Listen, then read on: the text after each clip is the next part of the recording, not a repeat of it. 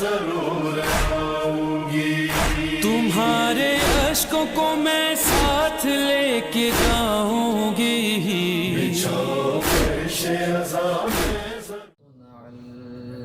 الفلك الدوار في مقادير تبرجه وشعشع ضياء الشمس بنور تعججه الذي دل على ذاته بذاته وتنزه عن مجانسة مخلوقاته وجل عن ملامة كيفياته الذي أربى من خطرات الظنون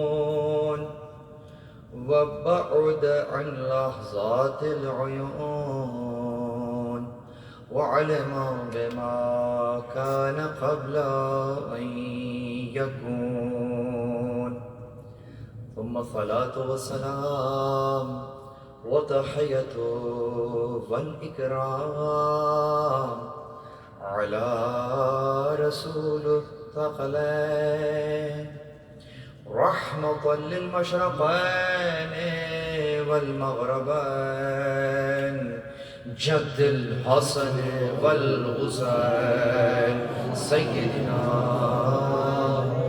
ومولانا بالقاسم محمد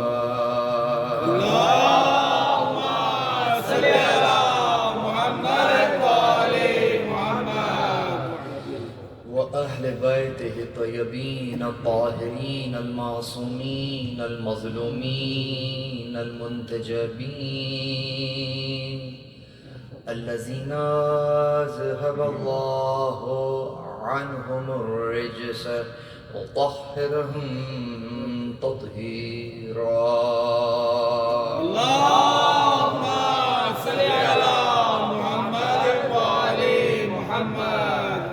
ولعنة الله على أعدائهم من يوم عداوتهم إلى قيام يوم الدين.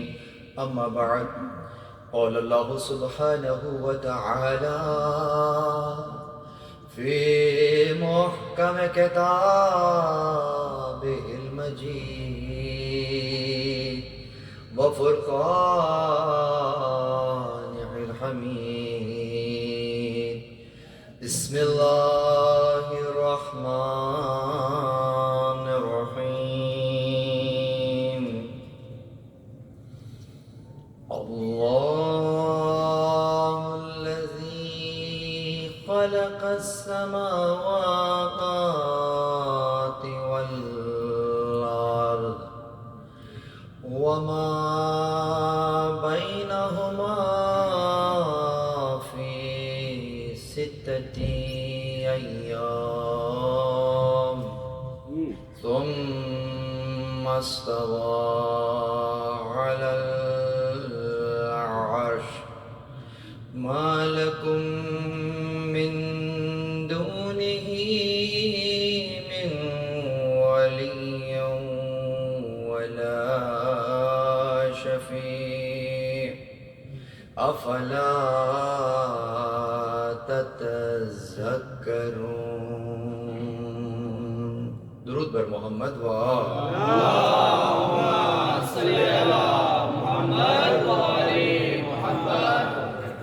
الحمد لله الذي جعلنا من المتمسكين بالقرآن الكريم وبولاية أمير المؤمنين وأئمة المعصومين عليهم السلام. درود بر محمد و اللهم صل على محمد وآل محمد.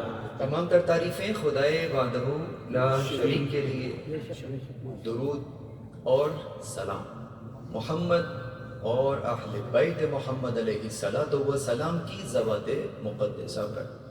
حمد ہے اس خدا کی کہ جس نے ہمیں اور آپ کو قرآن کریم ولایت امیر المومنین اور دیگر ائمہ علیہم السلام کی ولایت سے متمسک کیا۔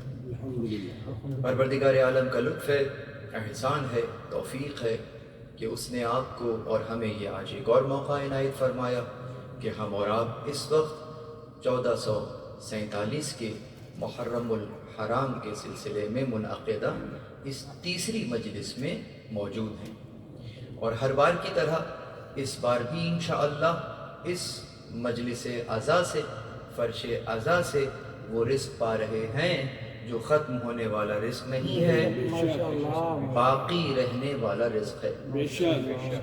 اور اگر ذہنوں میں باقی کا مفہوم باقی ہو تو پھر اس باقی میں لطف آتا ہے کہ جب ہم کہتے ہیں کہ باقی رہنے والا رزق تو اس سے مراد کیا ہے؟ ہمارے ذہنوں میں جو باقی کا مفہوم ہے وہ مفہوم ہے جو معاشرے میں رائج ہے، لیکن جو باقی کا مفہوم ثقافت اسلامی ہمیں سمجھا رہی ہے وہ کچھ اور ہی مفہوم ہے۔ رسول اللہ نے کوئی شے اپنے کسی صحابی کو یا ایک روایت میں اپنی کسی زوجہ کو دی کہ اسے تقسیم کر دیجیے، راہ خدا میں تقسیم کر دیجیے۔ کچھ دیر کے بعد جب واپس آئے اور پوچھا کہ کیا ہوا، وہ تقسیم کر دیا؟ جواب، جی ہاں یا رسول اللہ، وہ تقسیم کر دیا، یہ کچھ باقی ہے۔ تو آپ نے وہیں پر تذکر دیا کہ نہ، یہ باقی نہیں ہے،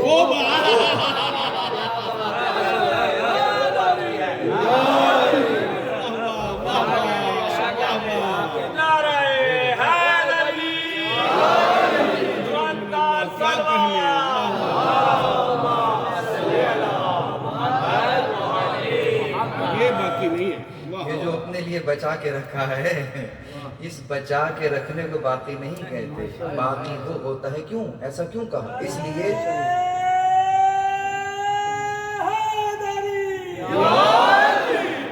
اس لیے کہا کہ تم نے اسے جہاں رکھا ہے یہ جہان ہی فانی ہے، نہ اس جہان نے رہنا ہے نہ اس شے نے رہنا ہے۔ ہاں، جو وہاں بھیج دی ہے اس نے بھی باقی رہنا ہے، اس شے نے بھی باقی رہنا ہے۔ اور اگر اسی مفہوم کو شاعر سے پوچھ لیں تو کچھ شعراء ایسے بھی ہیں کہ یقیناً اچھا کلام بھی کہتے ہیں، انہوں نے اسی باقی کو کیسے سمجھا دیا؟ کہتے ہیں کہ کربلا ظلم کے خنجر کو بڑی حیرت ہے، کربلا ظلم کے خنجر کو بڑی حیرت ہے، بڑی حیرت ہے، کٹ گئے سب کے گلے اور مرا کوئی۔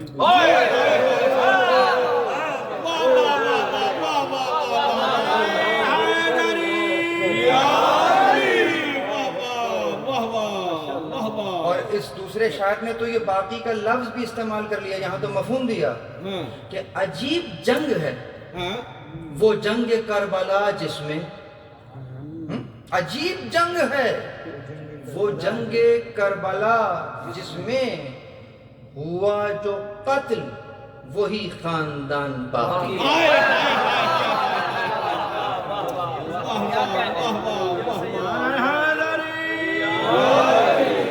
پڑا حسین کے سر نے قرآن نیزے پر، پڑا حسین کے سر نے قرآن نیزے پر، یزید سوچ رہا تھا پھر کٹا کیا ہے، بلکہ سلوات۔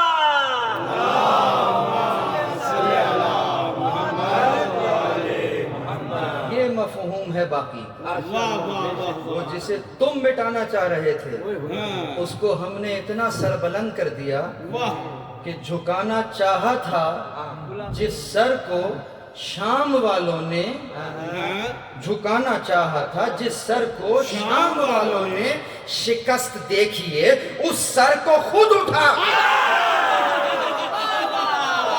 لبیک یا حسین، لبیک یا حسین، لبیک یا حسین، لبیک یا حسین، نعرہ حیدری،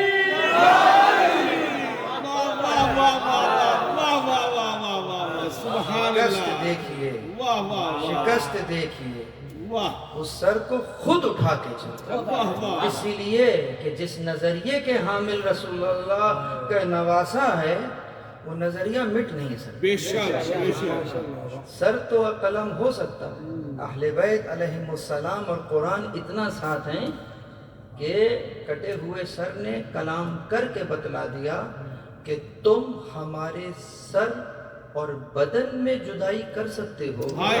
नहीं कर सकते तो कुरान और अहले बैत को जुदा नहीं कर सकते। अल्लाह सुभान अल्लाह बेशक बेशक जब रसूलुल्लाह ने कह दिया कि इन्नहुमा लन यफ्तरिका, ये आपस में कभी जुदा नहीं हो सकते, तो सर हुसैन ने कट कर बता दिया कि ये लो जुदा ना कल थे, ना आज है, ना आएंगे। नारायण हैदरी बस अजीज, तो आज की ये तीसरी मजलिस जिसका उन्वान अगरचे वो उन्वान है, यकीन जानिए मैं तो बहुत छोटा सा तालिब इल्म हूँ, अगर फ़कत इस उन्वान पे ही बात करनी पड़े तो 2 से 3 अशरे कम पड़ जाएंगे, जो हम इंशाअल्लाह फ़कत 2 मजलिसों में आपके सामने पेश करेंगे। बिस्मिल्लाह उन्वान है विलायत मौला अली और उसके तकाज़े। तो इन 2 अय्याम में हम पहले दर्जे में वलायत को समझेंगे और ख़ास फिर जनाब अमीर की वलायत को समझेंगे, और उसके बाद फिर अहम तरीन शय कि उस वलायत के तकाज़े क्या हैं, what we are suppose to do then, कि वो हैं यकीनन बाकमाल हैं, वो ऐसे, ये तो यकीनन है एक शय अच्छी है, उसका हक है कि उसकी तारीफ की जाए, तो वो तो है ही अच्छी, इसमें कोई शक नहीं है, मगर देखना यह है कि हम कहाँ खड़े। यहाँ से सिलसिला शुरू होगा कि उसका तकाज़ा क्या है, फिर तकाज़ों को पूरा किया जाएगा इंशाअल्लाह। और ये मौजू जिस अंदाज से हम पेश कर रहे वो सूरह मुबारक सजदा की 4 नंबर की आयत से आपके सामने रखा, अगरचे दीगर आयत भी हैं लेकिन हमारे मौजू से बहुत ज़्यादा मुताल्लिक़ है, इसीलिए उस आयत को सामने रखा। सूरह मुबारक सजदा, अगर कुछ मनाक़िब बयान हो जाएं, कुरान मजीद का 32 नंबर का सूरा किताबत के एतबार से, और नुज़ूली एतबार से 75 नंबर का सूरा, यानी मौजूदा तरतीब 32वें नंबर की है और नुज़ूली एतबार से 75 नंबर का सूरा है। तकरीबन आयतें, क्यों तकरीबन क्या, आयत 30 आयत हैं और तकरीबन 375 के करीब जो है वो अल्फाज हैं, और तकरीबन 1565 के करीब हुरूफ पे मुश्तमिल ये सूरा है। मनाक़िब में मुख्तसर करके बयान करूं, बयान हुआ कि वो शख्स कि जो सूरह सजदा की तिलावत करता होगा फ़क्र और फाका में मुब्तला नहीं होगा, उसके घर से फ़क्र और फाका दूर हो जाएगा। अब मैं फिर कहूँगा ये हमारे जहन का मसला है कि जैसे ही फ़क्र का नाम लिया तो जहन किचन में चला गया, जहन में आ गई रोटी। मसला यही है कि किसी भूखे से कहें कि 2 और 2 कितने, तो कहता है 4 रोटियाँ। इसलिए कि जब फिक्र पेट से आगे नहीं जाती तो उसे रूहानियत कहाँ से नज़र आएगी। तो इसीलिए जब कहा कि फ़क्र और फाके से दूर रहेगा, तो फ़क्र का इतलाक़ महरूमी पर भी होता है, तो जब महरूमी से दूर रहेगा तो इसका मतलब फिर कौन सी नेमत और कौन सी दौलत इसके शामिल हाल होगी। यकीनन ईमान की दौलत से माला माल रहेगा, कभी भी महरूमी का शिकार नहीं होगा। दुरूद पर मोहम्मद वा, ईमान की दौलत से कल भी बयान किया। और फिर ये जब मनाक़िब आगे चले तो बात ही खत्म हो गई। कहा क्यों, कहा इसलिए समझें कि पढ़ने वाले का फ़यूज़ो बरक़ात ऐसे नाजिल हो रहे होंगे उस पर कि उसका शुमार गोया जनाब अमीर के असहाब में हो रहा होगा। तो जो मौला अली अलैहिस्सलाम का सहाबी हो, उनके सोहबत में हो, تو اس کو محرومی کہاں سے مل سکتی ہے؟ تو فقر سے تو دور ہی رہے گا نا. درود بر محمد.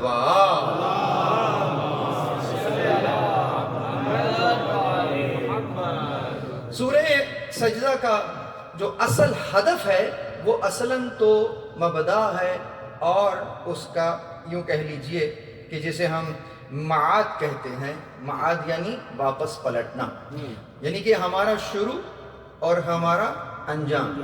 تو یہ دونوں موضوعات ہیں جو سورہ سجدہ کے اندر موجود ہیں. اس کے علاوہ قرآن لے لیجئے، نبوت لے لیجئے، اسی کے ساتھ ساتھ آیات ایمان فہمی، ایمان کے بیانات لے لیجئے، وہ تمام کے تمام آپ کو اس سورہ کے اندر مل جاتے ہیں. اور ساتھ ہی ساتھ خدا کی عبودیت سے خارج ہو جانے والے اور اللہ کے دین پر قائم رہنے والے مومنین، ان دونوں کا تقابل بھی آپ کو اس سورہ کے اندر مل جائے گا. بہت مشہور اور معروف آیت ہے. آیت کا شان نزول پہلے بیان کروں گا، آیت بعد میں بیان کروں گا. ممکن ہے کہ اس آیت کے حافظ بھی یہاں پر بیٹھے ہوئے ہوں. ولید بن عقبہ نام سنا ہوگا. اس قدر اہانت پر اتر آیا کہ گویا خود کو حضرت علی علیہ السلام سے افضل جاننے لگا، اور کچھ اسٹیٹمنٹس ایسے دیے کہ اب وہ چونکہ اس کی فکر کیا فکر رہی ہوگی، وہ تو سرتاپا فقر کا شکار تھا. تو کہتا ہے کہ میری آنکھیں جو ہیں وہ علی کی آنکھوں سے بہتر ہیں، میرے دانت جو ہیں وہ علی کے دانتوں سے بہتر ہیں. مطلب خصال بیان کر رہا تھا. یہ سب اس انداز کا اول فول جو بک چکا تو آیات آئیں کون سی؟ کہتے ہیں افمن کان مؤمنا کمن کان فاسقا لا یستوون، کہ کیا مومن اور فاسق برابر ہو سکتے ہیں؟ اور یہ لکھنے والے آپ کہیں کہ جناب یہ تو آپ کو ہر قسم کی روایت جو ہے وہ آپ یہیں مل جاتی ہے. نہیں، یہ اپنے گھر سے نہیں پڑھ رہا، یہ خاص لے کر آیا ہوں علامہ طبرسی نے مجمع البیان میں. تقریباً 500 ہجری کی شخصیت ہے، ان کا انتقال ہوا. اس وقت کے مفسر ہیں، محدث ہیں. انہوں نے، ان کا تعلق میرے مکتب سے نہیں ہے، انہوں نے لکھا کہ اس آیت کا جو شان نزول ہے وہ اس وقت ہوا تھا جب اس نے جناب امیر سے اپنا کمپیریزن کیا. خدا نے بیان کر دیا بھلا مومن اور فاسق کبھی برابر ہو سکتے ہیں. کر رہا تھا. بس عزیزوں، اس اعتبار سے اگر دیکھتے ہیں تو بہت اہم ترین سورہ ہے. شروع ہو رہا ہے الف لام میم سے. بلندی درجات کا سفر شروع ہو گیا. قرآن فہمی کا در کھل گیا. فرش حسینی کا یہی خاصہ ہے. جب حسین قرآن سے جدا نہیں ہے تو ان کی مجلس قرآن سے جدا کیسے ہو سکتی؟ سبحان اللہ. اسی لیے یقیناً مجلس تو سید الشہداء کے لیے ہے، لیکن جب کبھی کوئی ذاکر منبر پر آتا ہے تو سید الشہداء کا ہی تذکرہ کرنے آیا ہے. لیکن عجب ہے، سید الشہداء کا تذکرہ ابھی شروع نہیں ہونے پاتا کہ زبان پر قرآن جاری ہو جاتا ہے. اور جب قرآن پڑھنے کے بعد جب شرح بیان کرتے ہیں تو تشریح کے اندر پھر اہل بیت کا تذکرہ شروع ہو جاتا ہے. سمجھے کیا ہو رہا ہے؟ ہو یہی رہا ہے کہ جب آپ قرآن کی طرف جاتے ہیں وہ آپ کو اہل بیت کی طرف لے جاتا ہے، اہل بیت کی طرف جاتے ہیں وہ آپ کو قرآن کی طرف لے. درود پر محمد یہی تو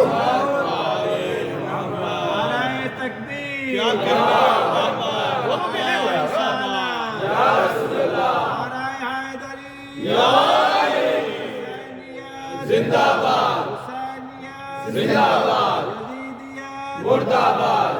کے دشمنوں پہ لعنت، صلوات.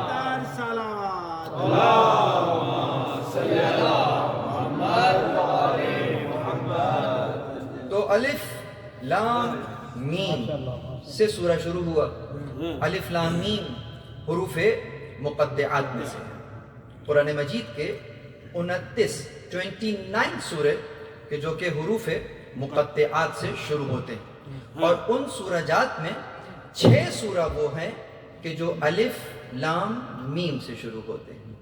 اگر ترتیب کے انداز سے دیکھا جائے تو صاد سے 2 سورہ شروع ہو رہے ہیں، اسی طرح سے الف لام را 5 سورہ شروع ہو رہے ہیں، الف لام میم 6 سورہ شروع ہو رہے ہیں، اور ہا میم سے 7 سورہ شروع ہو رہے ہیں۔ 20 کی گنتی یہاں پوری ہو جاتی ہے۔ باقی کے جو حروف مقطعات ہیں وہ جدا جدا ایک ایک مرتبہ آئے ہیں، تو وہ ان کی تعداد 9 بنتی ہے۔ گویا 9 کا ہندسہ ادھر بھی یونیک نظر آتا ہے، ادھر بھی 9 یونیک ہی نظر آتا ہے۔ یہ 9 کے ہندسے کی، اگرچہ میرا موضوع کبھی بھی نیومرولوجی نہیں رہا، لیکن کیا کریں کہ اگر بی بی زہرا کے عدد کو دیکھتے ہیں تو وہ 9 نظر آتا ہے،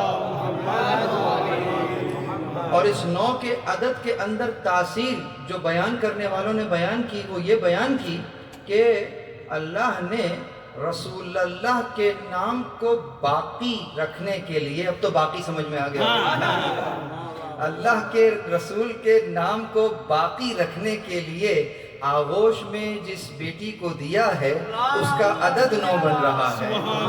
تو 9 کا تعلق باقی سے تو ہونا چاہیے یا نہیں ہونا چاہیے؟ 9 کا پہاڑا تو یاد ہی ہوگا، ٹیبل یاد ہے۔ 9 کو کسی بھی نمبر سے ضرب دے دو، 9 کو 1 سے ضرب تو کیا بنتا ہے؟ 9 کو 2 سے ضرب تو کیا بنے گا؟ 18، 8 اور 1 9 کو 3 سے ضرب تو کیا بنتا ہے؟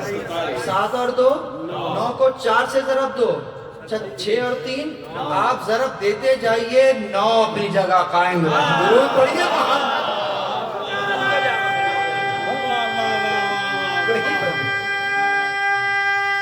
سمجھ رہے ہیں؟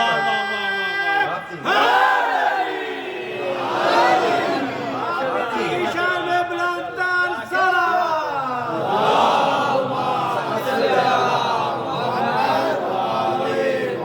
اب جو جملہ کہہ رہا ہوں میں نے اس کے لیے محنت کی ہے، جہاں جہاں تک آواز جائے یقین کریں میں داد نہیں مانگ رہا، ہاں لیکن کم از کم ایکنالجمنٹ چاہیے کہ یہ پہنچا کہ نہیں پہنچا، سمجھئے گا۔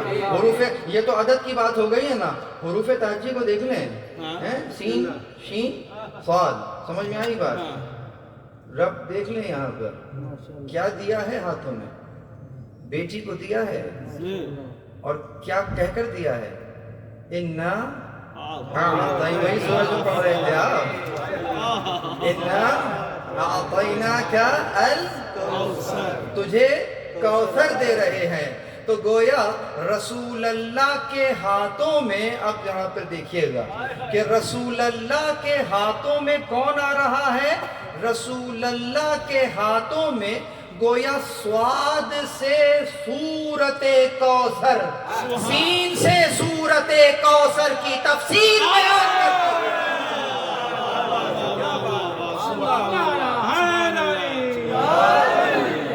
سین سے سورت، صاد سے سورت کی تفسیر بیان ہو رہی ہے کہ یہ صاد کا سین سے تعلق کیا ہے، اور وہ بیچ میں بچ کیا گیا؟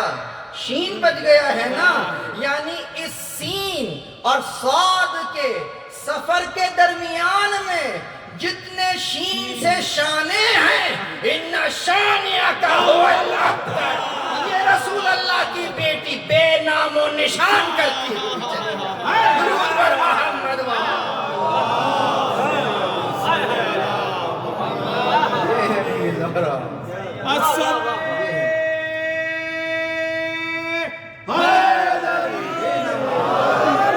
الصدیقہ الطاہرہ الساجدہ العابدہ الفاطمۃ الزہراء بلند تر صلوات۔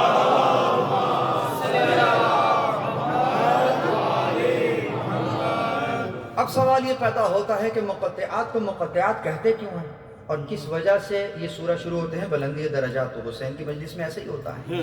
تو 2 علتیں بیان ہوئی، مقطعات، قطعات، قطع کیسے کہیں گے؟ قطع تو الگ کیا، قطع تو ٹکڑے ٹکڑے کیا، تو قطع تو مطلب الگ الگ کر دیا، یعنی ورڈ کو بھی لیٹرز میں توڑ دیا۔ اسی لیے حروف مقطعات کو الگ نہیں پڑھیں گے، الف لام میم، الگ الگ کر کے پڑھیں گے، اس کو کہیں گے مقطعات پڑھ رہے ہیں۔ اور عجب ہے کہ جیسے ہی حروف مقطعات سے شروع ہونے والا سورہ تقریباً 99% اٹھا لیجئے 29 میں سے ایک کوئی سورہ ہے جو کہ اس انداز سے نہیں ہوگا، لیکن جو 99% ہوں گے جیسے ہی حروف مقطعات آئیں گے اگلی آیت قرآن مجید کی توصیف کر رہی ہوگی۔ ہوم ورک دے دیا میں نے، الف لام میم، بقرہ میں آ جائیں ذالک الکتاب لا ریب فیہ، یا سین قرآن الحکیم۔ سبحان اللہ۔ کیا ربط ہے؟ کیا ربط کیا ہے؟ خود اسی سورہ میں آئیے، سورہ سجدہ، الف لام میم تنزیل الکتاب لا ریب فیہ۔ سبحان اللہ۔ تو حروف مقطعات کے فوراً بعد قرآن کی توصیف کیا مانا؟ اب سمجھئے، مفسرین نے بیان فرمایا، کہا اس کی وجہ یہ ہے کہ جب عرب اپنے آپ کو صاحب زبان کہتے تھے اور اپنے مقابل پہ آئے ہوں کو عجمی کہتے تھے، عجم کا مطلب ہے گونگا، جو بات نہ کر سکتا ہو، تو وہ کہتے تھے ہم ہی تو بات کرنے والے ہیں، ان کی تو زبان ہی گنگ ہے، یہ تو کچھ بات نہیں کر سکتے۔ تو پروردگار عالم نے گویا کھلا چیلنج دیا کہ دیکھو جو قرآن تمہارے ہاتھوں میں ہے یہ انہی حروف سے بن کے، انہی حروف کے ذریعے تم تک پہنچ رہا ہے کہ جو تم اپنے آپ کو صاحب زبان کہہ رہے ہو۔ تمہاری زبان میں یہی الف ہے، یہی لام ہے، یہی میم ہے، تم یہی حروف تو ادا کرتے ہی آئے ہو، تو لے آؤ نا کوئی اس جیسا کلام، تو لے آؤ نا۔ اسی لیے فوراً قرآن کی توصیف ہو رہی ہے کہ ہم نے تو یہ قرآن اتار دیا ہے، اگر تم خود کو سمجھتے ہو کہ تم بہت بڑے صاحب زبان ہو تو لے آؤ نا اس جیسا کوئی قرآن۔ کوئی نہیں لے کر آیا۔ خدا نے چیلنج کو ذرا اور تھوڑا آسان کر دیا، اچھا ایک کام کرو، 114 سورتوں کو چھوڑو، تم 10 سورتیں لے آؤ۔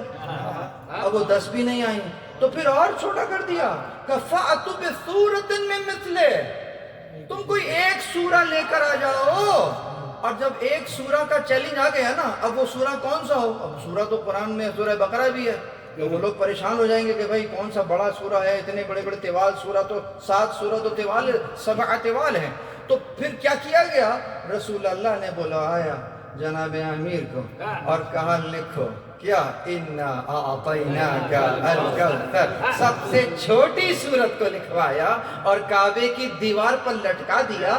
وہ یاد ہوگا 7 معلقات کہ جو عربوں کے قصیدوں پر قصیدے کعبے کی دیوار پر لٹکے ہوئے تھے، یہ 3 اس سورت کی 3 آیتوں والی سورت جب دیوار پر لٹکائی گئی تو جواب تو کیا لاتے، اپنے 7 معلقات بھی اٹھا کر لے گئے۔ اب یہ سوال دیکھیے بھائی، کوئی اور سورہ لکھ دیتے، سورہ نصر لکھ دیتے، سورہ توحید لکھ دیتے، سب سے بڑا مسئلہ تو توحید کا تھا۔ سورہ توحید کہتے ہی سورہ توحید ہے، اور توحید ہی گڑبڑ تھی وہاں پر۔ بہرحال مورچے کے باہر تو گڑبڑ تھی، مورچے میں بھی کچھ مسائل ہیں، تو بہرحال تو درود پڑھے محمد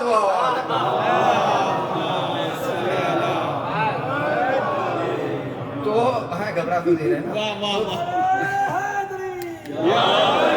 تو سورہ اخلاص لٹکانی چاہیے تھی، لیکن لٹکا رہے ہیں سورہ، کیونکہ چیلنج ہے معجزے کے عنوان سے۔ تو اللہ نے کتنے معجزوں کو جمع کیا۔ توجہ رکھیے کہ جو کلام نازل ہو رہا ہے معجزہ ہے، جس کی شان میں نازل ہو رہا ہے وہ بھی معجزہ ہے، اور جس ہاتھ سے لکھا جا رہا ہے وہ بھی معجزہ ہے۔ کون ہے جو 3 معجزوں کا جواب لے کر آیا؟ درود پر محمد و آل محمد۔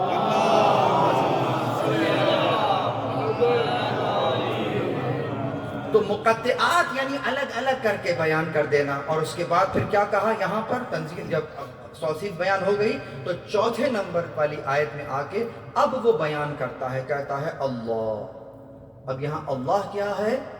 اسم جلالہ، پروردگار عالم کے تمام اسما میں جتنے اسما ہیں جو آپ نے سن رکھے ہیں وہ صفاتی نام ہیں، وہ پروردگار عالم کی کسی صفت کی طرف آپ کی توجہات کو مبذول کرتے ہیں، آپ درک کرتے ہیں پروردگار عالم کی اس صفت کو اس نام کے ذریعے سے، اور پروردگار عالم بھی چاہتا ہے کہ آپ اس کو ان ناموں سے پکاریں۔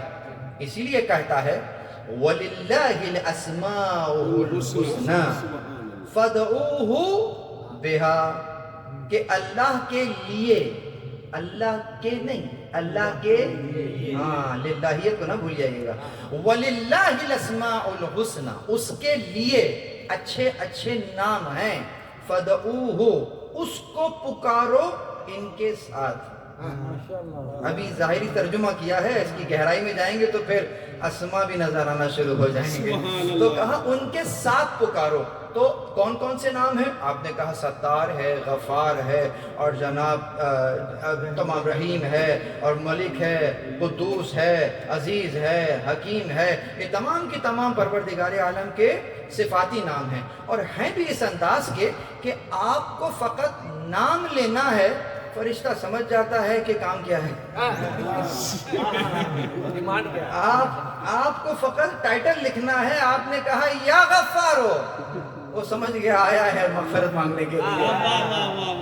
آپ نے کہا یا ستارو، تو گویا چاہتا ہے پردہ پوشی رہ جائے کہ میں بے آبرو نہ ہو جاؤں۔ اگر کہہ رہا ہے یا رحمان یا رحیم تو رحمت طلب کر رہا ہے۔ یقیناً اس یا علیمو یعنی کہ کیا علم چاہتے ہو، یا رزاقو رزق میں برکت چاہ رہے ہو۔ اب دیکھیے دعا نہیں مانگ رہے، آپ فقط نام لے رہے ہیں۔ تو اگر رزق میں برکت چاہیے کہا یا رزاقو، علم میں چاہیے کہا یا علیمو، اگر علم چاہتے ہو یا حلیمو، اگر اپنے اندر پاکیزگی پیدا کرنا چاہتے ہو یا قدوسو۔ تو اگر اس انداز سے پکارنا چاہتے ہو الگ الگ کر کے پکار لو، لیکن اگر چاہو کہ ایک ہی اسم میں ہر انداز سے پکار لو تو وہ فقط ایک اسم ہے جسے اسم ذات کہتے ہیں، وہ اللہ جل جلالہ۔ یعنی جب اللہ کہہ کر پکارا گیا تو اس میں ملک بھی شامل ہے، عزیز بھی شامل ہے، قدوس بھی شامل ہے، حلیم بھی شامل ہے، رزاق بھی شامل ہے، غفار بھی شامل ہے۔ یہ تمام اسما کو اگر ایک اسم میں پکارنا چاہو تو اللہ کہہ کر پکار لو۔ اب اس نے شروعات کی کیسے؟ اللہ بات شروع کر رہا ہے کیسے؟ اپنے نام سے۔ کہا کون اللہ؟ یہ مبتدا ہے، اور اب الذی کے بعد جو آئے گا وہ اس مبتدا کی خبر ہوگا، مسند اور مسند الیہ۔ یعنی کہ اللہ تو ذہن میں آیا، کون اللہ؟ کس کی بات ہو رہی ہے؟ کہا الذی، وہی۔ اب جو آگے کی پوری بات ہے وہ انٹروڈکشن ہوگا اللہ کا۔ سوال بلندی درجات تیسرا موقع ہے۔ تو کیا کہا؟ کیوں کر رہا ہے پروردگار ایسے؟ کیوں اپنا تعارف کرا رہا ہے؟ آگے کی بات کرنے سے پہلے یہ تعارف کیوں کرا رہا؟ تو بات بڑی واضح ہے، توجہ۔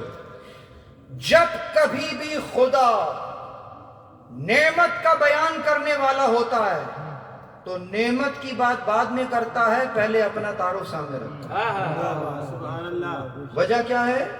وجہ یہ ہے کہ جب تک تمہیں نعمت دینے والے کی معرفت نہیں ہوگی تو نعمت کی قدر نہیں۔ نعرہ تکبیر، اللہ اکبر، نعرہ رسالت، نعرہ حیدری۔ اب ایک جملہ کہوں آپ سمجھ جائیں گے فوراً، اور وہ یہ کہ جسے معرفت کہہ رہے ہیں نا، معرفت کے بعد جو شے ملتی ہے وہ وہی سمجھ سکتا ہے کہ جسے معرفت ہے۔ جو بے معرفت ہے اسے سمجھ میں نہیں آئے گا یہ کیا ہے۔ میں ایسی مثال دوں، یہاں پہ بیٹھا ہوا بچہ بھی سمجھ جائے گا۔ کربلا سے آپ خاک لے آئے ہیں، پوچھنے والا پوچھ رہا ہے یہ مٹی کیوں اٹھا کر لے آئے ہو؟ تو تم کہو گے تمہیں کیا معلوم کہ یہ کیا ہے؟ تو تم ہو جو اسے خاک کہہ رہے ہو، تمہاری عقلوں پر خاک ہے کہ اسے خاک کہہ رہے ہو۔ اگر نور دیکھنا چاہتے ہو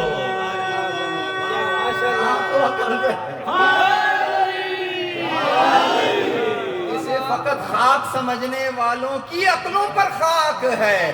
आओ तुम्हें दिखलाएं। अब यहाँ शोरा को भी मुखातब कर रहा हूँ कि बचपन से सुनते आए शोरा ने हमेशा नूर खाक आपस में ऐसा लगा जैसे नूर का अपोजिट खाक है और खाक का अपोजिट नूर है। ला हौल वला कुव्वत। आओ तुम्हें दिखाता हूँ। कहता है ना कि ए नूर के पुतले तुझे क्या खाक से निस्बत, एहसान तेरा है जो ज़मीं पर उतर आया। अरे अपनी मारिफत को बुलंद करो। किसने कहा नूर का उलट जो है वो खाक है?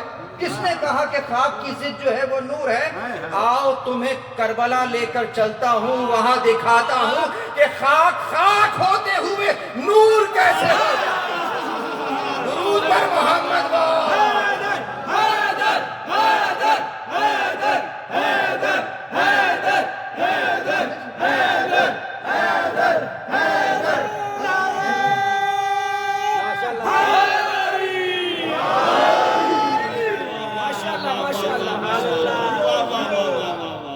लग रहा है कि मेरी लहद में कोई सूरज तुलू हो रहा है।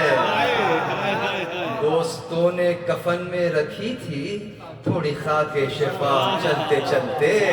तो यकीनन तुम्हें दिखाता हूँ नूर कैसे बन जाती है खाक। और जिसे आप नूर कह रहे हैं इसकी जिद जुल्मत है।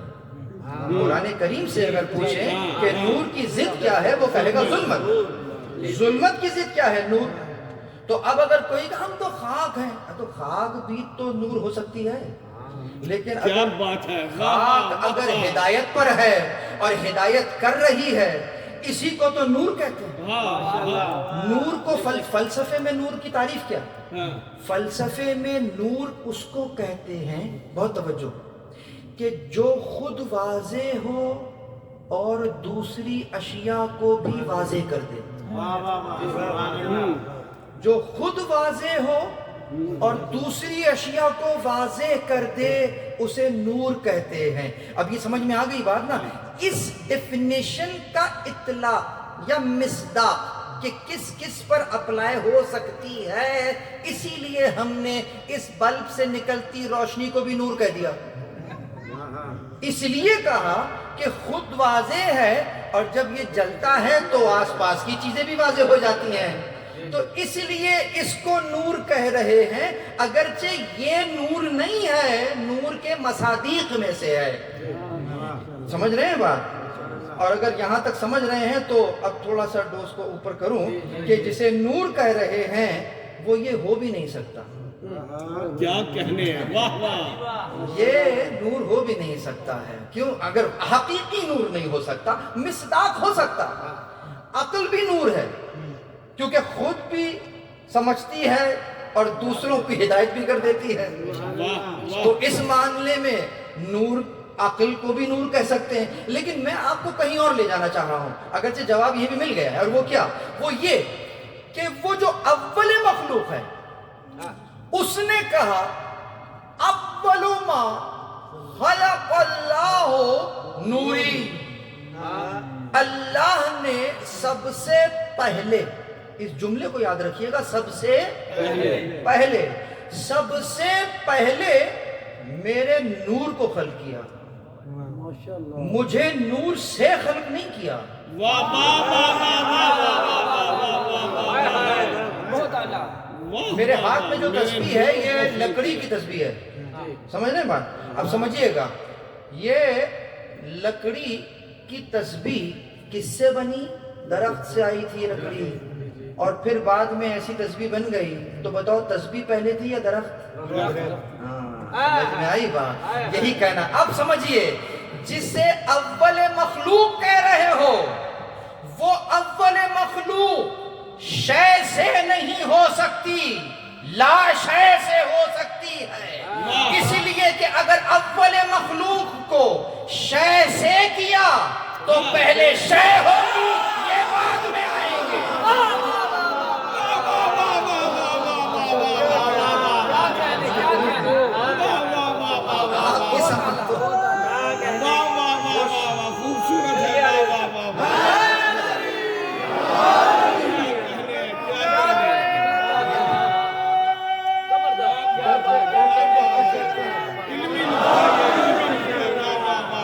अव्वल जिसे कहेंगे अव्वल, ये तस्बीह अव्वल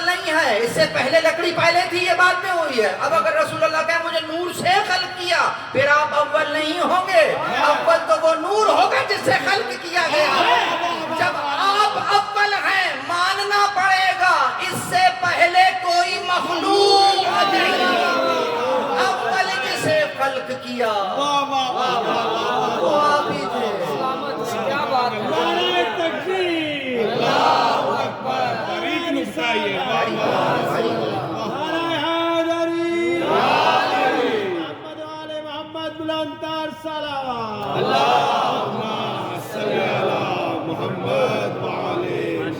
اور پھر لے کر آیا, کہتا ہے اللہ ولی الذین آمنوا, اللہ ان کا ولی ہے جو ایمان لے کر آئے. اور کیا کرتا ہے پھر؟ کہتا ہے اللہ ولی الذین آمنوا یخرجہم من الظلمات الی النور. آ گئی نا ضد؟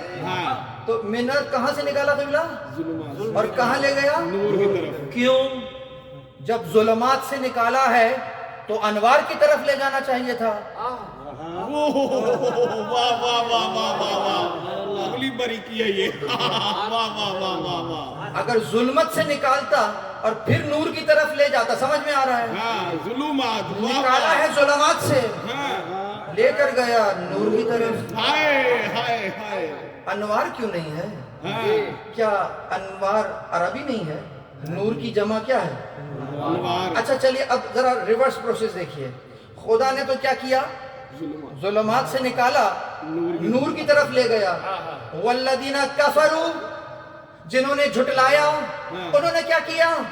اولیاءہم الطاغوت, ان کے اولیاء طاغوت ہیں. اب وہ کر کیا رہے ہیں؟ یخرجونہم من الظلمات, اب وہ کہہ رہے ہیں یخرجونہم من النور الی الظلمات.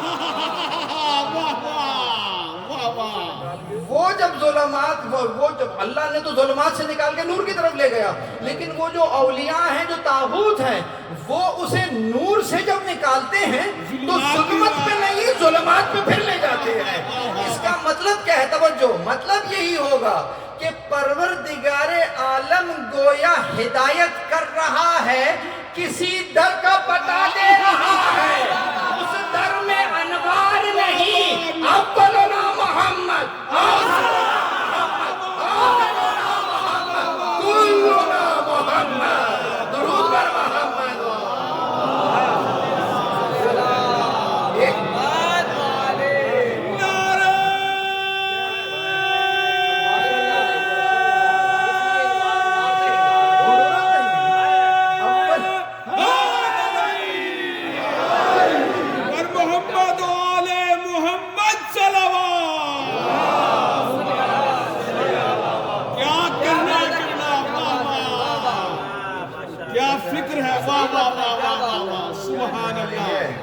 اور وہ جسے کہتے ہیں نا کہ جو یہ در چھوڑ دیتا ہے تو در در کی ٹھوکر. اب اس در در کو سمجھ میں آئے گا کہ جب نور چھٹتا ہے تو در در ظلمات میں بندہ چلا جاتا ہے, تو رل جاتا ہے. اسی لیے کہتے ہیں در بدر پھرتے ہیں باقاعدہ بستر لے کر.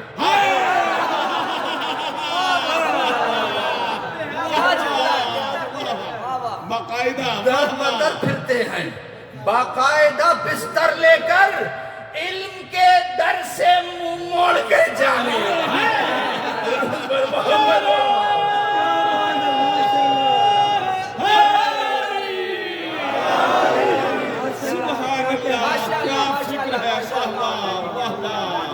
يخرجهم من الظلمات إلى النور والذين كفروا أولياءهم الطاغوت يخرجونهم من النور إلى الظلمات.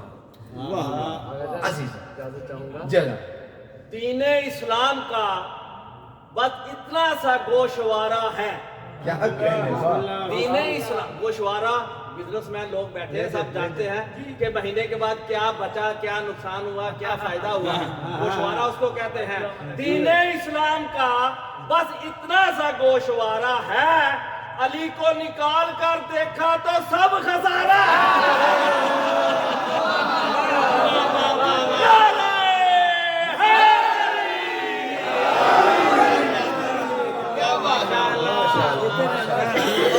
ماشاءاللہ اللہ پاک توفیقات میں اضافہ فرمائے. نعیم بھائی نے ایسی تعلیم دی ہے کہ بیان کر دیا کہ جسے تم تعلیم کہہ رہے ہو اس تعلیم میں سے درمیان سے علی نکال دو تمہیں باقی بس دے دو.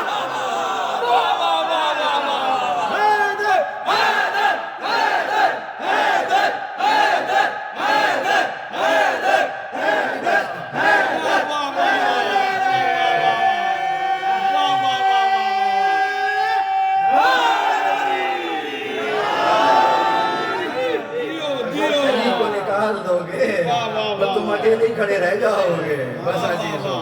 تو آج کیا عرض کر رہا تھا کہ یہ ان اللہ علی کل شیء قدیر کہ اب خدا کو اگر کسی ایک نام سے ساری صفات کے ساتھ پکارنا تو کہو اللہ. تو اس نے اپنا تعارف پہلے پیش کر دیا اللہ, تمام صفات بیان کر دی ایک طرح سے, اور پھر کہہ رہا ہے پھر بھی بتا رہا ہے کہا وہ کون اللہ, کہا وہی اللہ الذی. اب وہ کہہ رہا ہے کہ الذی خلق السماوات والارض وما بینہما فی ستۃ ایام. وہ ہے کہ جس نے زمینوں اور آسمانوں کو اور جو کچھ اس کے درمیان میں ہے, تو اب کچھ بچتا تو نہیں ہے, سب کچھ آ گیا, آسمان بھی آ گیا, زمین بھی آ گئی, اور جو کچھ درمیان میں ہے ہماری فکر نہیں پہنچ سکتی کہ کیا کیا درمیان میں ہے. لیکن جب دو اینڈز بتا دیے بریکٹ اوپن اور بریکٹ کلوز, تو سمجھ میں آ گیا کہ اس کے درمیان میں جو کچھ ہے اس سب کو اس نے خلق کیا. تو اس کا مطلب کیا ہوا, اللہ خالق کل شیء. جس شے پر شیعت کا اطلاق ہوتا ہے, شے ہونے کا اطلاق جس پر ہوتا ہے, اس کا خالق کون؟ پروردگار. ابھی رسول اللہ خود کہہ رہے تھے کہ اول ما خلق اللہ نوری, سب سے پہلے جو خلق ہوا وہ میرا نور تھا. تو اس کا مطلب جب خلق ہوا تو کیا ہے, شے ہیں کہ نہیں ہے؟ تو جو شے جو ہوئی ہے وہ شے ہے. تو یقیناً جب اول ہیں, خلق ہوئے ہیں, شے ہیں, اور وہ کون ہے؟ کہا وہ تو ان اللہ علی کل شیء قدیر ہے, وہ ہر شے پر قادر ہے. اسی لیے اگر اذن بھی دے رہا, کل کی مجلس میں وہ نقطہ بہت باریک تھا, دہرا رہا ہوں کہ اگر اذن دے کے بھی بھیج رہا ہے تو یہ نہ سمجھنا کہ اب خدا کے مقابلے پر کچھ ہونا شروع ہو جائے گا. اگر کہہ رہا ہے, قرآن سے دلیل مانگیے, تو کہتا ہے سنقرئک فلا تنسى, ہم انقریب تم پر قرات کریں گے جسے تم کبھی نہیں بھولو گے. فا کا مطلب بھی بلا فصل ہوتا ہے کہ سنقرئک فلا تنسى الا ما شاء اللہ, مگر وہ جو اللہ چاہے. یعنی اگرچہ ہمیں معلوم ہے پروردگار عالم کے بھیجے ہوئے نمائندے کچھ بھولتے نہیں ہیں, لیکن اس نہ بھولنے میں بھی آٹو پائلٹ نہیں ہے. پروردگار کہہ رہا ہے الا ما شاء اللہ, یہ اس نے اپنا وہی ان اللہ علی کل شیء قدیر وہ دکھا دیا. بس عزیزوں, اس اعتبار سے پروردگار عالم ہر شے کا خالق ہے. جب اپنی خلاقیت کا بیان کیا تو ساتھ میں ایک اور بات بھی کر دی, کہا میں نے 6 دنوں میں پیدا کیا ہے. فی ستۃ ایام, ستہ کہتے ہیں 6 کو, تو 6 دنوں میں پیدا کیا. سوال, جب کہہ رہا ہے کہ 6 دنوں میں پیدا کیا, تو وہ تو جب کسی شے کے ہونے کا ارادہ کرتا ہے تو کہتا ہے کن ہو جا, اور وہ ہو جاتی ہے. بے شک. تو پھر یہ 6 دن کیوں لگ گئے؟ اور عجب ہے, جسے دن کہہ رہا ہے ابھی تو کہہ رہا نا زمین اور آسمان اور جو کچھ درمیان میں ہے, جسے آپ دن کہتے ہیں وہ سورج کے ایک دن کی مسافت ہی تو ہوتی ہے نا. مطلب سورج نکلتا ہے, غروب ہو جاتا ہے, دن چڑھتا ہے, دن ختم ہو جاتا ہے, تو دن کا تعلق تو سورج سے ہے. سورج تو بھی خلق ہی نہیں ہوا, زمین و آسمان تو خلق ہی نہیں ہوا. تو جب کچھ خلق نہیں ہوا تو دن کون سا ہے جو شروع ہو رہا ہے اور ختم ہو رہا ہے؟ کہاں لے گئے قبلہ صاحب, کہاں لے گئے؟ تو ابھی تو کچھ خلق ہی نہیں ہوا. تو جب خلق ہوا نہیں ہے تو پھر دن کہاں سے آ گئے, اور پھر 6 دن آ گئے. ہمیں تو ایک ہی دن سمجھ میں نہیں آ رہا. وہ کہہ رہا ہے 6, اور 6 ہے ہی اسی لیے. 6 کی بات تو بعد میں آئے گی, پہلے پہلا ختم ہوگا تو دوسرا شروع ہوگا. تو وہ پہلے کی ابتدا کہاں ہے اور انتہا کہاں ہے, تو پھر دوسرے کی ابتدا کہاں ہے, اور پھر سبحان اللہ, پھر بات 6 پر پہنچے گی. تو اب کا جواب کیا ہے, بہت توجہ, یہ کہیں 2 آیتیں ٹکرا تو نہیں رہی. کہ جب ہم کسی شے کا ہونے کا ارادہ کرتے ہیں ہو جا تو وہ ہو جاتی ہے، اور یہ کہہ رہا ہے کہ 6 دن میں ہمیں لگ گئے.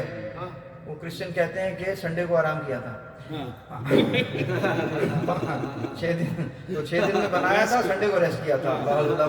تو اس انداز سے تو کیا وجہ تھی؟ توجہ. اب یہ میرے ذہن کا مسئلہ ہے کہ جیسے میں دن کہہ رہا ہوں تو فوراً سورج پہ چلا گیا، فوراً چاند پہ چلا گیا. یہ ہمارے اذہان کا مسئلہ ہے. لیکن جب وہ کہہ رہا ہے دن تو اس سے مراد کیا ہے؟ توجہ. اگر وہ چاہتا تو آپ کو اور مجھے اس دنیا میں کن کہہ کر بھیج سکتا تھا. بے شک بے شک. 9 مہینے تو آپ کو بھی پیٹ میں رکھا. مرحلہ سمجھ میں آیا؟ تو یہ جو سمجھ میں آیا یہ کس انداز سے؟ یعنی پروردگار عالم قادر ہے، اگر آدم کی طرح تخلیق کرنا چاہے کر چکا ہے، کر سکتا ہے. اگر موسیٰ کے اژدہے کی طرح تخلیق کرنا چاہے کر چکا ہے، کہ ابھی لکڑی ہے اور دیکھتے ہی دیکھتے اژدہا بن گئی. اور جب اژدہا بنی تو ایسا نہیں کہ پہلے بالکل چھوٹا سا کوئی بچہ ہے سانپ کا پھر وہ بڑا ہو رہا ہے، نہیں، وہ اپنے پورے شباب پر بنا ہے. جو ہے وہ ویسا ہی بنا ہے، ایسا بنا ہے کہ سامنے ان کے جادوگروں کے سانپوں کو کھانا شروع کر دیا. ایسا خلق ہوا ہے، اپنے کمال پر خلق ہوا ہے. تو گویا اگر خدا چاہے تو اس انداز کے کمال پر خلق کر سکتا ہے، اس نے کیا ہے. اگر چاہے تو بنا باپ کے بھی پیدا کر سکتا ہے، اس نے عیسیٰ کو بنا باپ کے پیدا کیا ہے. اگر دونوں خلقتیں دیکھیں، حضرت آدم کو بنا باپ اور بنا ماں کے پیدا کیا، حضرت عیسیٰ کو بنا باپ کے پیدا کیا، تو وہ ہر طرح سے یہ خلقت کر چکا ہے. اور اب جو خلقت قرار پا رہی وہ وہی ہے. هل اتى على الانسان حين من الدهر لم يكن شيئا مذكورا خلقنا الانسان من نطفة امشاج نبتلى فجعلناه سميعا بصيرا. اب جو خلقت ہو رہی ہے وہ اس انداز سے ہو رہی ہے. تو کیا سمجھے؟ توجہ. یعنی جب وہ کہہ رہا کہ ہم نے 6 دن میں پیدا کیا، یہاں دن سے مراد یہ دن نہیں لیا جائے گا بلکہ مرحلہ لیا جائے گا. یعنی خلقت کو ہم نے مرحلہ وار خلق کیا ہے. تو گویا 6 مراحل میں خلق کیا. آج وقت نہیں ہے، پھر کبھی بات کریں گے. بس اتنا بتاؤں گا، اور وہ یہ کہ آپ جو سمجھ رہے ہیں کہ ہم اس عالم میں موجود ہیں اور پھر اس عالم میں چلے جائیں گے، جی نہیں. آپ کسی عالم میں تھے، ادھر سے کسی اور میں گئے، ادھر سے پھر کسی اور میں گئے، پھر اس کے بعد ادھر آئے. اب جو آگے ہے وہ ایک نہیں 2 عالم ہیں. ادھر سے بھی آگے برزخ ہے، برزخ کے آگے اصل زندگی ہے.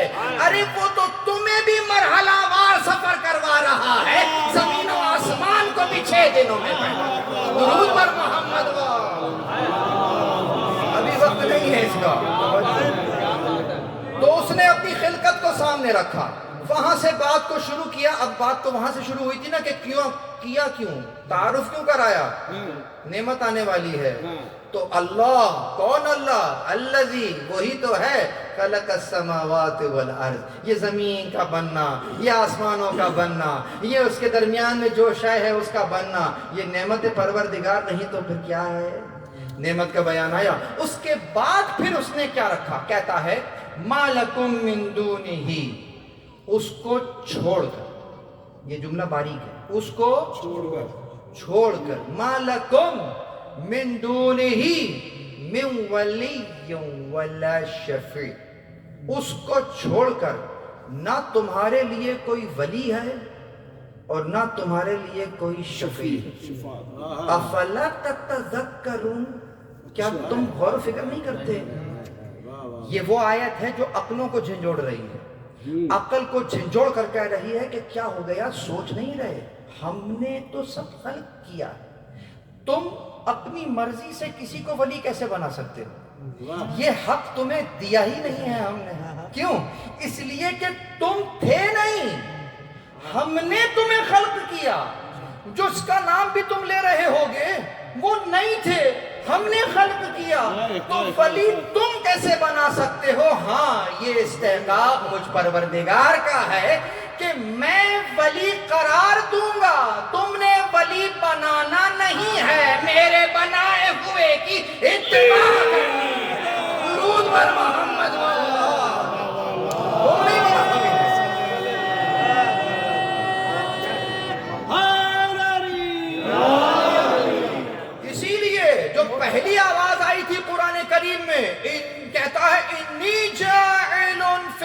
نصبت خلیفہ، انی کا یا نسبتی آپ کس در پلٹتا ہے؟ ذات پر پلٹ رہا ہے. خدا اپنی طرف میں کہہ کر بات کر رہا. انی میں، بے شک میں، جاعلن فاعلن کے وزن پر ہے. فاعلن، اس میں فاعل کون ہوگا؟ یعنی کہ فاعل کون ہوگا؟ کام کرنے والا. تو جب یا نسبتی فاعلن کے وزن کے ساتھ استعمال ہو رہی ہو تو ترجمے میں پھر واقعتاً لطف آتا ہے. یوں نہیں ہوگا کہ میں زمین میں خلیفہ بنانے والا ہوں، نہ، ترجمہ یوں ہوگا کہ زمین میں خلیفہ بنانے والا میں ہوں. فرق کیا ہے؟ یہاں استحقاق کا بیان ہو رہا ہے، یہاں حق کا بیان ہو رہا ہے کہ حق کس کا ہے خلیفہ بنانے کا، تمہارا یا میرا؟ تو کہا میں ہوں بنانے والا. یہ بات اس وقت کی ہے جب آدم بھی نہیں تھے. آدم تو ہوئے ہی نہیں تھے. ابھی بات پھر کبھی کریں گے، یہاں سے بہت نقطے نکل رہے ہیں لیکن چھوڑ رہا ہوں. تو آدم تو تھے ہی نہیں، ابھی تو بننے والے ہیں. تو بنانے والا کوئی اور نہیں، میں ہوں، کسی میں مجال نہیں ہے. تو ہم کہیں گے چلو ابھی تو بڑے بڑے انٹلیکچوئلز آئے نہیں تھے، تو وہ تو بعد میں آئیں گے. تو جب بعد میں بڑے بڑے انٹلیکچوئل ذہین لوگ، کبھی کبھی رسول اللہ سے بھی زیادہ ذہین ہوں گے کہ وہ کیوں نہیں ہوں گے، تو وہ بنانا شروع کر دیں گے کیونکہ رسول اللہ نے تو بنایا نہیں تھا، تو مگر وہ بنائیں گے تو وہ اپنی مرضی سے بنا لیں گے. تو کہا نہ، یہ سنت وہ ہے جو پہلے کے لیے رول تھا، وہ چلتے چلتے جب ابراہیم تک بات پہنچی تو اسی ٹون میں بات کی ہے. انی جاعلک للناس اماما، میں بنانے والا ہوں تجھے. ذہن میں آیا ہوگا بھائی اس وقت تو لوگ نہیں تھے، اب تو لوگ آ گئے تو لوگ خود بنا لیں گے. تو یہاں پر ان کا بھی معاملہ ختم کر دیا. ارے لوگوں کے لیے بھی بنائیں گے تو لوگ نہیں بنائیں گے، میں بناؤں گا. للناس اماما، میں تجھے لوگوں کا امام بنا رہا. سمجھ رہے آ رہے ہیں؟ یعنی کہ جب لوگوں کا امام بنائے تو پروردگار بنا رہا ہو، کائنات کا امام بناؤ گے تو تم اپنی طرف سے بنا رہے ہو. درود پر محمد ٹھیک ہے. امام، اچھا اب میں اس جملے کو ایسے آپ نے نہیں سنا ہوگا، میں اب اسی ٹائٹل سے بات کروں گا. بتاؤ امام ابراہیم کو امام بنانے والا کون؟ آپ نے تو ابراہیم خلیل اللہ سنا ہے نا، آپ نے تو نبی اللہ کہا ہے نا. میں کہہ رہا ہوں امام ابراہیم کس نے بنایا ہے؟ امام اللہ نے بنایا. تو ابراہیم امام بنے یا نہیں بنے؟ تو امام ابراہیم کہنے میں مسئلہ کیا ہے؟ تو امام ابراہیم کو امام کس نے بنایا؟ اللہ نے. کیوں لوگوں نے کیوں نہ بنایا؟ کہا اس لیے خود آیت بتا رہی ہے حضرت ابراہیم خوش ہو گئے کہ میں امام بن گیا. اور امام بننے کے بعد جو اگلا جملہ آتا ہے وہ من ذریتی، اور میری ذریت اس میں. اب پروردگار نے نہ ہاں کیا نہ کیونکہ وہ تو دیکھ رہا ہے نا ذریت میں کون کون آ رہا ہے، تو دیکھ رہا ہے نسل میں کون کون آ رہا ہے. تو اس نے نہ ہاں کیا نہ کیا، لیکن اصول دے دیا. اور ایسا اور خدا کی قسم اگر وہ اصول نہ دیتا نا تو آج ہمارے لیے مسئلہ ہو جاتا. اس نے ایکویشن دے دی کہ ایکویشن میں دے رہا ہوں، ویلیوز تم پٹ کر کے دیکھ لینا، رزلٹ آ جائے گا. ایکویشن میں دے رہا ہوں، ایکویشن یہ ہے کہ لا ینال عہدی الظالمین. اس جگہ کتنے مسئلے حل ہو گئے؟ لا ینال عہدی، یہاں پر یا نسبتی کہاں لوٹی؟ پروردگار کی طرف. تو اب سمجھ میں آیا یہاں تک کا نتیجہ کہ جسے امامت کہہ رہے ہیں وہ عہدہ تمہارا عہدہ ہے یا اللہ کا عہدہ ہے؟ اب اگر تمہارا ہو تو تم بنا لینا، لیکن اگر خدا کی طرف سے ہے تو پھر تم نہیں، خدا ہی بیان کرے. لا ینال عہدی الظالمین، میرا عہدہ ظالمین میں نہیں جا سکتا، ظالمین میں نہیں جا سکتا. تو اب کوئی بھی امام ہونے کا دعویٰ کرے، چیک کر لینا ذرا اوکے کی رپورٹ آ رہی ہے یا نہیں آ رہی ہے، یہ ظالمین میں سے تو نہیں ہے. اب آپ کہیں گے ظالم کا مطلب تو فرعون ہوتا ہے، ظالم کا مطلب تو شداد ہوتا ہے، نمرود ہوتا ہے. نہ رکو، جلدی نہ کرو. القرآن یفسر بعضہ بعض، قرآن سے پوچھو ظالم کون ہوتا ہے. تو قرآن ہوتا ہے کہ اگر شے کو اس کے مقام سے گراؤ تو یہ ظلم ہوتا ہے، اور اگر اس کو اس کے مقام پہ رہنے دو یہ عدل ہوتا ہے۔ تو وہ کہہ رہا ہے ظالم کی اطاعت نہ کرنا، عادل کی اطاعت کرنا۔ عادل کون ہوتا ہے؟ جو شے کو وہیں رکھتا ہے جہاں کی ہے۔ اس نے بنایا تھا نفس وما سواها فألهمها فجورها وتقواها قد افلح من زکاها وقد خاب من دساها۔ اس نے نفس کو ٹھیک ٹھیک بنایا، اس کے اوپر الہام کر دیا اچھائی کا، اور اس کے لیے جو برائی ہے اس کا، بس وہ کامیاب ہوا جس نے اسے سنوارا، وہ ناکامیاب ہوا جس نے اسے برائی کے گڑھوں میں دھکیل دیا۔ گویا اس نفس کا حق کیا ہے کہ اسے سنوارا جائے، اور اگر کوئی اسے نیچا کر دے تو اس نے کیا کیا؟ تو میں کہہ سکتا ہوں کہ گناہ ظلم ہے۔ اگر گناہ ظلم ہے تو گناہگار ظالمین ہیں یا نہیں ہیں؟ لا ینال عہدی الظالمین، گناہگاروں میں میرا عہدہ نہیں جا سکتا، پلٹ دیجئے معصومین میں میرا عہدہ جانا۔ درود بر محمد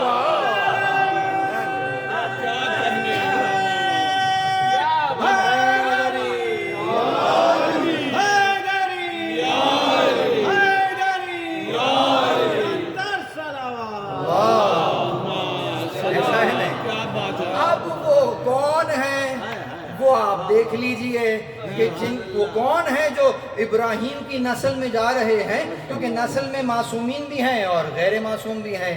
تو اگر کہہ دیتے ہاں تمہاری ذریت کو بنا دیا تو پھر جو غیر معصوم تھے وہ بھی امام بن جاتے، لیکن اس نے قید ایسی لگائی ہے کہ بہت توجہ۔ پھر رہ کون گیا؟ ابراہیم کی نسل میں اسماعیل آئے، اسماعیل کی نسل میں کہاں تک؟ رسول اللہ تک جائیے۔ اب بہت توجہ، کون ہیں وہ کہ جو معصومین ہیں؟ وہ وہی ہیں کہ جن پر آپ نماز میں درود پڑھتے ہیں۔ کیسے؟ اللہم، درود ابراہیمی کیا ہے؟ اللہم صلی علی محمد وعلی آل محمد۔ اب توجہ رکھیے گا، کما صلیت علی ابراہیم وعلی آل انک حمید مجید، اور اس کے بعد اللہم بارک علی محمد۔ اب میں اشارے سمجھیے، علی وعلی آل کما صلیت، اب بارکتا ہوگا نا، کما علی وعلی آل۔ یہ دیکھیے کہ جب وہ محمد اور آل محمد کی بات کرتا ہے الگ کرتا ہے، اور جب ابراہیم اور آل ابراہیم کی بات کرتا ہے تو الگ کرتا ہے۔ یہاں آل ابراہیم کون ہے؟ اگر کوئی کہے کہ رسول اللہ ہیں، غلط کہہ رہا ہے، اس پر تو الگ سے درود بھیج رہا ہے، علی محمد وعلی آل محمد۔ یہ تو محمد اور آل محمد ہو گئے۔ بتاؤ یہ کما صلیتا اور کما بارکتا علی ابراہیم وعلی آل ابراہیم، یعنی رسول اللہ اور ابراہیم کے درمیان میں وہ آل کون سی ہے جس پر تم درود بھیج رہے ہو؟ اب اگر وہ عبد المطلب اور ابو طالب نہیں،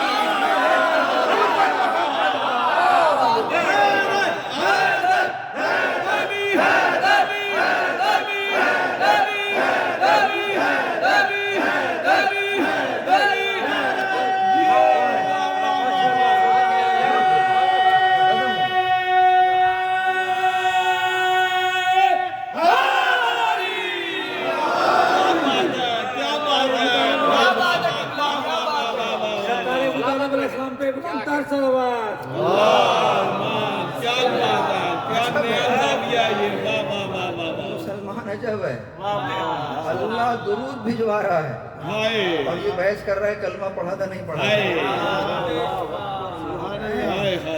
اپنے گھر میں چیک کرو کہ پڑھا کہ نہیں پڑھا۔ ادھر تو درود پڑھوا رہا ہے، ادھر درود تم سے پڑھوا رہا ہے، اور جب رسول اللہ کا ازدواج ہو رہا ہے تو نکاح ان سے پڑھوا رہا ہے۔ शक तेरे माँ का करके है परेशान आज तक, शक तेरे माँ का करके है परेशान आज तक, कुछ हसदजादे न बन पाए मुसलमान।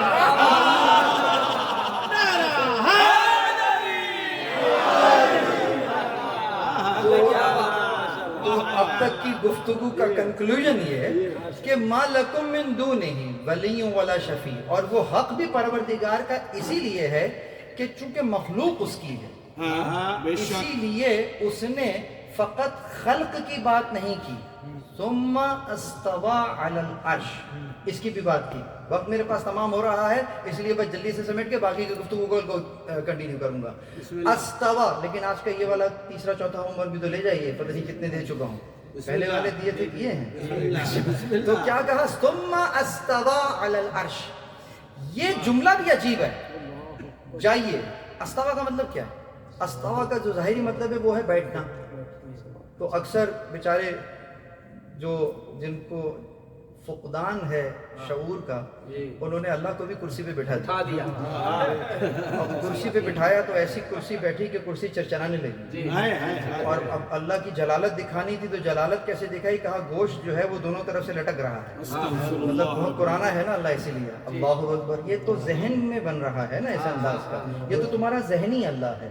तो इस अंदाज से बिठाया है, कहा कुर्सी पे बिठा दिया। तवज्जो, चलो थोड़ी देर के लिए हम इसको समझते हैं कि जिसे बैठना कहते हैं उसे अस्तवा कहते हैं।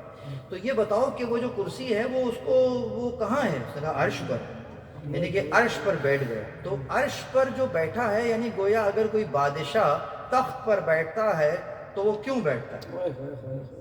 बादशाह तख्त पर बैठा है क्यों? कहा इसलिए कि वहाँ से कमांड एंड कंट्रोल करता है, वहाँ से अहकामात जारी करता है। बस इसका मतलब क्या है कि जिसे हम तख्त कह रहे हैं, जहाँ बैठना कह रहे हैं, उससे मुराद ये लिया जाएगा कि यूं नहीं है कि खल्क करके छोड़ दिया है, बल्कि खल्क भी किया है, तदबीर भी की। सुभान अल्लाह। खल्क भी उसकी, तदबीर भी उसकी। इसीलिए जब इस मफहूम को आगे लेकर चले एक और मकाम के ऊपर, तो सूरह यूनुस के अंदर हमें नजर आया, इन्ना रब्बकुमुल्लाहुल्लज़ी खलक़स समावाति वल अर्ज़ फी सित्तति अय्यामिन सुम्मा इस्तवा अलल अर्श युदब्बिरुल अम्र। अब पता चला कि वो जो अस्तवा है वो युदब्बिरुल अम्र के उन्वान से है, इसीलिए जहां खलकत का बयान वहीं अस्तवा का बयान। यानी परवरदिगार आलम ने अपनी विलायत खल्क को भी सामने रखा, विलायत अम्र को भी सामने रखा। जब खल्क भी उसका, अम्र भी उसकी, तो फिर वली बनाने का इख्तियार भी उसका, शफी करार देने का इख्तियार भी उसका। इसीलिए कहता है मालकुम मिन दूनिही। ये मिन दूनिही की गहराई को समझे तो हमारी गुफ्तगू कंप्लीट हो जाती है। उसको छोड़कर, बहुत तवज्जो, उसको छोड़कर कोई वली और शफी नहीं है।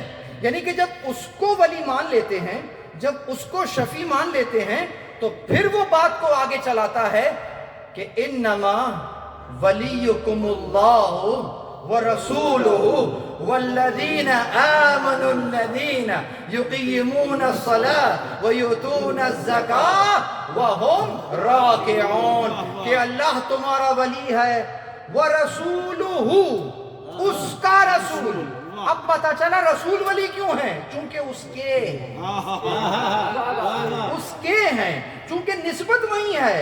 मालकुम मिन दूनिही, उसको छोड़कर कोई वली नहीं है, लेकिन जब उसकी विलायत में आते हो वो रसूल को सामने कर देता है। वो विलायत के उन्वान से फिर सामने उसको रख देता है कि जो ईमान लाए, जिन्होंने नमाज को कायम किया, कल बयान करूंगा, और जिन्होंने हालते रुकू में ज़कात देंगे नहीं, दे दी है। आप कोशिश ना कीजिएगा कि मैं ज़कात दे दूंगा तो विलायत मिल जाए। दुरूद बर मोहम्मद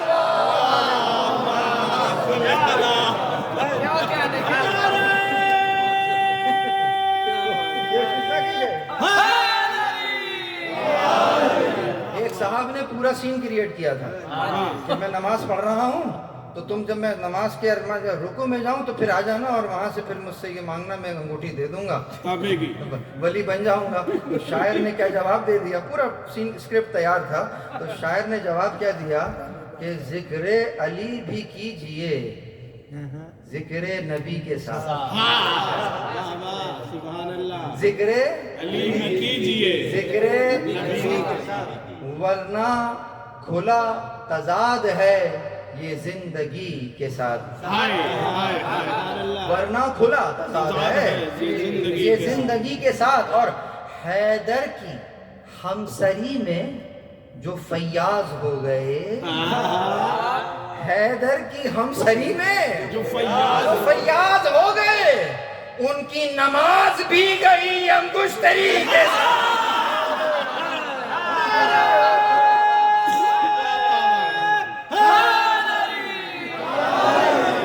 ان کی نماز بھی گئی۔ یہ تم میں اور حیدر میں فرق ہے، وہ جب انگوٹھی دیتے ہیں تو ولایت مل جاتی ہے، تم نے کچھ ایسا کیا تو ولایت تو کیا ملی، نماز بھی ہاتھ سے چلی جاتی ہے۔ بس عزیزوں، یہ ہے وہ ولی کہ جو خدا نے ہمیں دیا۔ من کنتو کا اعلان یہی بتلا رہا، کل یہیں سے بات کو شروع کریں گے۔ بس عزیزوں، اس ولایت کے ساتھ جو لوگ آ گئے، اگرچہ ان پر بھی پہلو کل میں بیان کروں گا، لیکن آج کچھ ایسے اولیاء کا تذکرہ کہ یقیناً یہ تو ولی ہیں۔ توجہ، ان کا کمال کیا ہے؟ کمال یہ نہیں ہے کہ یہ خود ولی ہیں، وہ تو ہیں ہی ولی۔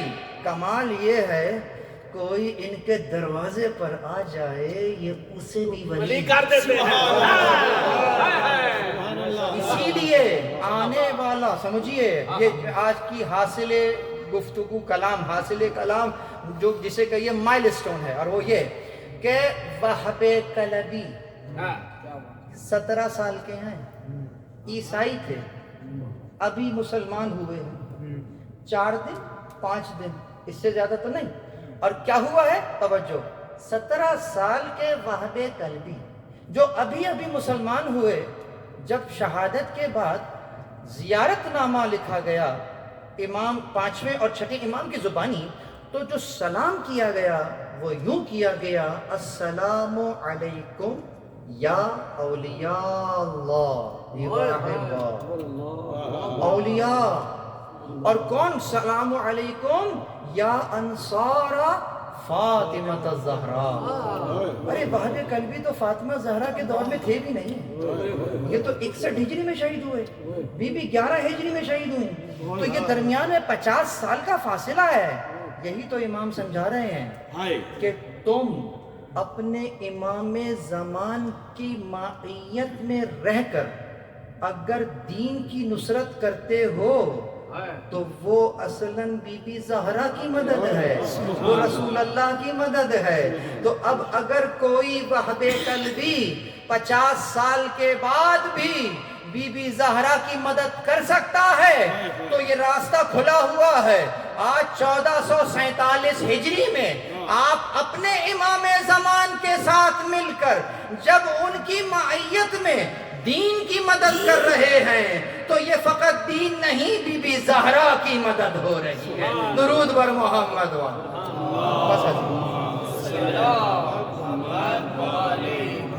کیسے کیسے اصحاب تھے جو جمع ہو گئے، اللہ اکبر۔ کہ فخر فرمایا امام نے کہ جیسے مجھے ملے ہیں ایسے نہ مجھ سے پہلے کسی کو ملے ہیں نہ بعد میں۔ جو صفات بیان ہوئی ہیں اصحاب امام حسین کی، 6 امام سے جب کسی نے پوچھا کہ کیسے اصحاب تھے تو امام فرماتے ہیں کہ ان کی آنکھوں سے پردوں کو ہٹا دیا گیا، وہ اپنا مقام دیکھ رہے، اسی لیے شہادت کے لیے تڑپ رہے تھے، موت پر جا پڑ رہے تھے، اس قدر جواں مردی کے ساتھ۔ اللہ اکبر۔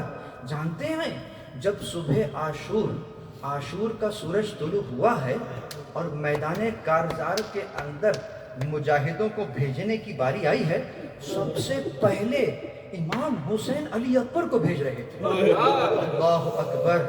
آ گئے سامنے اصحاب حسینی، انصاران حسینی. یار کہتے ہیں کہ اپنا رسول اللہ ہماری غیرت گوارا نہیں کرتی کہ ہم زندہ ہوں اور علی اکبر پر کوئی آ جائے. اللہ اکبر. یہ تھے انصاران حسینی، ایک دوسرے پر سبقت لے جانے کے لیے. کوئی کہتا تھا میں پہلے جا رہا ہوں، کوئی اس انداز سے. توجہ رکھیے، اتنی شجاعانہ انداز سے ہر شجاع مجاہد نے اپنا کردار ادا کیا ہے. شب عاشور کے وہ واقعات ہمیں ملتے ہیں کہ جب نافع بن ہلال اور حبیب اس انداز سے خیموں کا جائزہ لے رہے تھے کہ کان میں بی بی زینب کی آواز آ گئی کہ بھیا آپ نے اپنے اصحاب کا امتحان لے لیا ہے کہ کل کوئی آپ کو چھوڑ کر تو نہیں چلا جائے گا. اللہ اکبر. یہ جملہ نافع نے سنا، واپس آ کر بیان کیا کہ غضب ہو گیا کہ بی بی نے، شہزادی نے یہ جملہ کہا ہے کہ آپ کا اتنے امتحان لے لیا کہ نہیں لے لیا. بس یہ سننا تھا. تمام اصحاب امام کے سامنے جمع ہو گئے، تلواروں کو بینے. مولا آپ حکم کیجئے، ہم اپنی گردنیں اپنے ہاتھ سے کاٹ کے آپ کے قدموں میں ڈال دیتے ہیں. بس عزیزوں، جب اس انداز سے میرے مولا نے سب کو دیکھا، اب سب کو اپنا مقام بھی دکھانا شروع کر دیا. تمہارا مقام یہ ہے، تمہارا مقام یہ ہے. بس عزیزوں، جب عاشور کا سورج بلند ہوا، جب اس انداز سے اصحاب حسینی نے لڑنا شروع کیا، بس بہت سے اصحاب ہیں، چند کا تذکرہ کروں گا. کون؟ حبیب ابن مظاہر. اللہ اکبر. کون ہیں؟ کوفے میں رہتے ہیں نا. کس انداز سے میرے مولا نے خط لکھ کر بلایا اور کیا انداز اپنایا ہے. قاصد آیا ہے سامنے، خط لے کر آیا ہوں. خط لے کر جیسے ہی پڑھا تو چہرے کی رنگت بدل گئی. زوجہ سے کہتے ہیں حسین کا خط آیا ہے. تو زوجہ کہتی ہیں کیا لکھا ہے؟ کہا مدد کے لیے بلایا ہے. تو سوچ کیا رہے ہو؟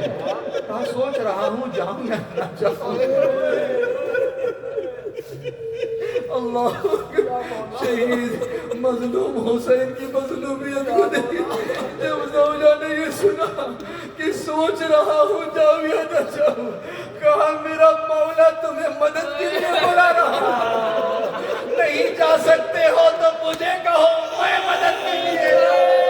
اللہ اکبر. عزیزوں، ارے حبیب کی آنکھوں میں آنسو آ گئے. اے مومنہ، میں تو تیرا امتحان لے رہا تھا، بلا حسین مجھے یاد کرے.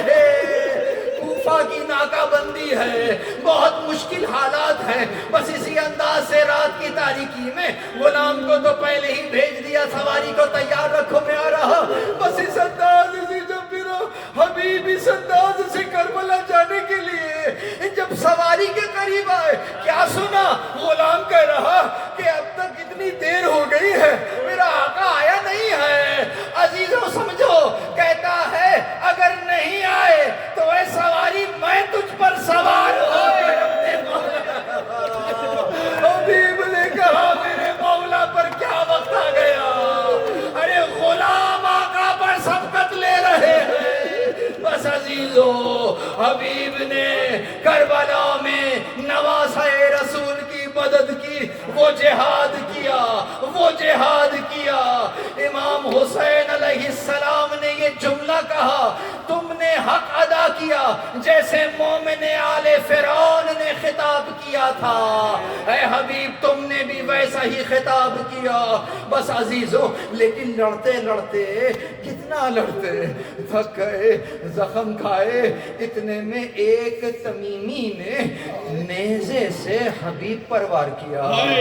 بس یہ وار کا ہونا تھا، حبیب گھوڑے سے زمین پر آئے. حسین ابن تمیر نے بڑھ کر سر قلم کر دیا. بس عزیزوں، اس انداز سے حبیب کے سر کو گھوڑے کی گردن سے باندھ کر پھر لے کر جایا گیا تھا.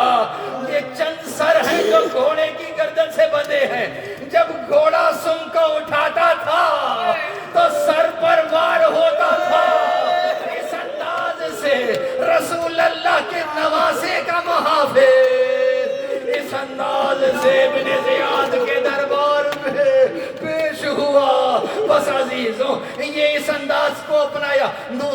دوسرے ناصر کی سمجھیے کہانی کو سنیے. زہیر ابن قین، اللہ اکبر، کیا نام ہے، کس انداز سے اپنے مولا پر فدا ہوئے ہیں. زہیر ابن قین اگر دیکھا جائے تو بہت ثروت مند تھے، لیکن جب مولا کی مدد کا وقت آتا ہے اپنے کاروبار کو ختم کر دیتے ہیں. حسین پر سب قربان ہے. اللہ اکبر، اس انداز سے خود کو اپنے مولا پر وار دیا. وہ جنگ کی کہ میرے مولا نے بھی داد شجاعت دیا. اس کے بعد شہادت کی منزل آئی. میرے مولا نے سر کو اپنے زانوں پہ رکھا. کتنے خوش نصیب تھے وہ اصحاب. سعید کی ہی بات سن لیجئے. میرا مولا نماز پڑھ رہا ہے، نماز کے سامنے میرے مولا کے سامنے کھڑے ہوئے ہیں. تیر آتے جاتے ہیں، اپنے سینے پر روکتے جاتے ہیں. جب میرے مولا کی نماز تمام ہوئی، سعید لہو لہان ہو کر زمین پر گرے. میرے مولا سرانے پہنچے، سر کو اٹھایا، زانوں پہ رکھا. میں کہوں گا اے اصحاب حسینی، یہ تمہاری قسمت ہے کہ آخر وقت میں تمہارا سر تمہارے امام کے زانوں پر ہوتا ہے. لیکن اپنے مولا کی غربت کو دیکھنا. جب آخری وقت آئے گا، سرحان شمر کا خنجر ہوگا، 13 ضربوں سے سر کو اتارا جائے گا، نیزے پر چڑھایا جائے. انا للہ و انا الیہ راجعون. وسیعلم الذین ظلموا ای منقلب ینقلبون. پروردگار ماتم حسین چھاؤں پیش عذاب میں ضرور